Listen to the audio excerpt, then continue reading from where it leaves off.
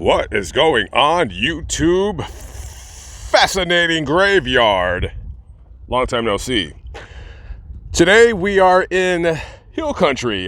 This is a part of Texas where there's a lot of hills. All right, that's why they call it hill country, kids. Anyways, today we're gonna visit Dead Man's Hole, and I'll explain quickly what the story of what Dead Man's Hole is all about. I used to work out here when I was a kid of 38 years old. I had been meaning to come here to visit it. I just never got around to doing it. So I thought, well, why today? Better late than never, right? So anyways, they call it Dead Man's Hole is because, well, there's dead people in that hole. So let me explain quickly the history of this area and what was going on. So as of course you guys are well aware, we have a kind of a dark past to this country and how it was formed and what have you. So during the Civil War in this area, see, Texas, even though it was a slave state, there was pro-union people here in Texas. There always was.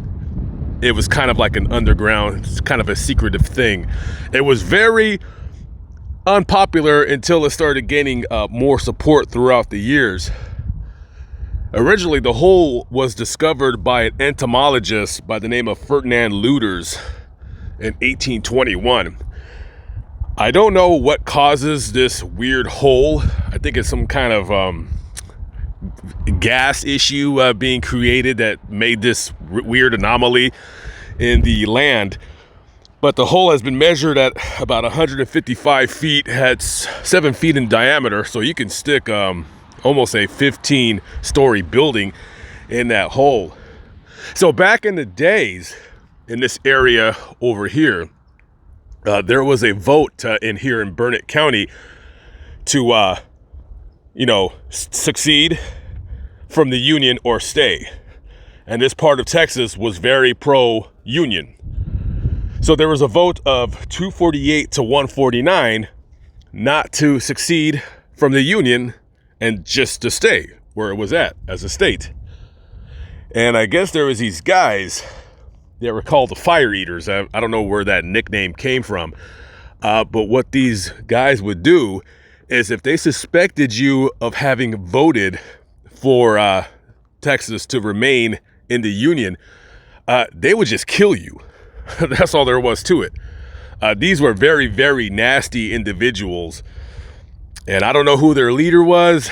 I don't know how you get a bunch of people just to go around killing other individuals just because they have a difference of opinion. But that's what they did back in those days. So if they thought that you were a pro-union person, they would, in whichever way they did it, they would come to your house or to your work or whatever, kidnap you, whichever way they did it. They would bring you right into this area, somewhere here. And the tree was not very far from this hole. I don't know which tree it would be, but it would be like one of these big oak trees right here. And they would hang you. And after that, they would throw you in that hole. Now, there's really no records of how many people were thrown in the hole. It could be as little as 18, 19, 20. It could be as high as 40. No one really knows. You know, back in those days when you disappeared, hell, people just thought, okay, maybe this guy went down to Mexico and he liked it so much there he never came back, or he was killed. Whatever the case might be, you kind of disappeared and people wondered whatever happened to you, and that's it. And, upwards of maybe 2 or 3 dozen men met their fate where they were just thrown down in this hole over here. And I believe the hole now is currently sealed.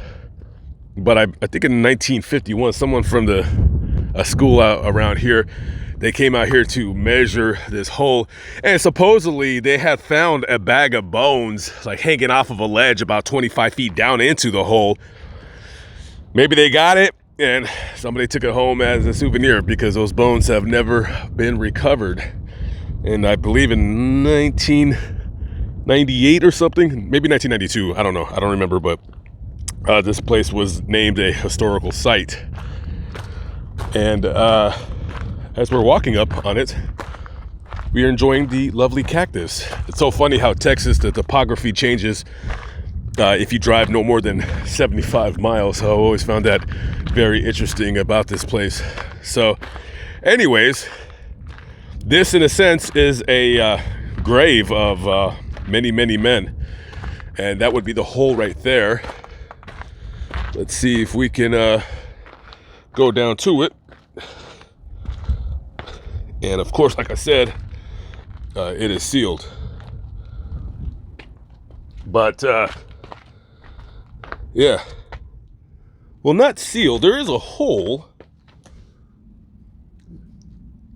Yeah, let me go grab my flashlight. Let's go shine the light down there. Let's see what it looks like. Now, I would be stupid to actually stand on this thing to look down there. So I'm not going to reach any further, but all I see is some idiots threw trash down there, of course.